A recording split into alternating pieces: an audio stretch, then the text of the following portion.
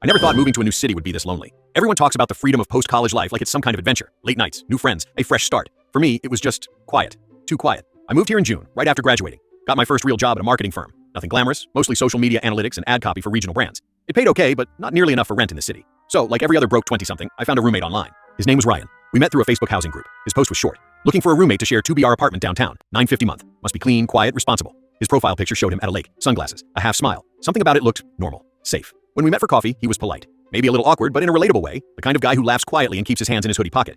He told me he worked nights as an EMT, which explained his tired eyes. Said he liked to keep to himself, but didn't mind company once in a while. That sounded perfect to me. Moving day was uneventful. The apartment was small but clean, 2 bedrooms off a narrow hallway with a shared kitchen and living space. Ryan helped me carry boxes, and we made awkward small talk about work and food delivery apps. For the first few weeks, everything felt easy. We split chores evenly. Ryan paid bills on time. We'd order takeout on his off days, Thai food mostly, and sit on the couch watching whatever random Netflix show we could agree on. There was a certain comfort in it. After months of uncertainty, graduation, job hunting, moving, it finally felt like I had a routine. The first time I noticed something odd, it barely registered. It was around 3 a.m. I couldn't sleep and went to grab water.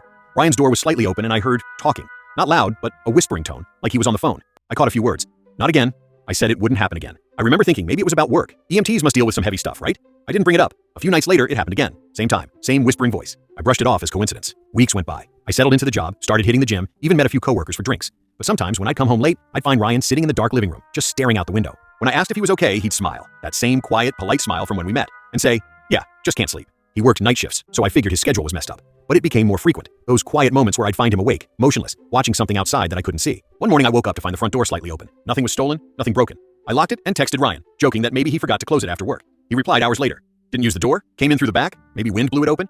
We didn't have a back door. Still, life went on. Rent was paid, dishes were washed, the world kept spinning. I learned not to overthink things. It wasn't until one small, random detail, something that should have been meaningless, that I started to realize how strange Ryan actually was. It was a Saturday. I was cleaning the living room and noticed Ryan's bedroom door cracked open. Out of pure habit, I peeked inside, just to say hi or maybe borrow the vacuum. But what I saw made me pause. His bed was made perfectly, military tight. His desk was bare, no laptop, no papers, nothing. The only thing in the entire room was a small black duffel bag by the window. That was it. No clothes, no books, no toiletries, like nobody actually lived there. When I asked him about it later, he laughed it off, said he was minimalist. At the time, I believed him. I didn't know then that I'd spend the next few months trying to figure out who Ryan actually was, or what he was really doing in that apartment with me. And by the time I found out, it was already too late. Full story below or on my channel.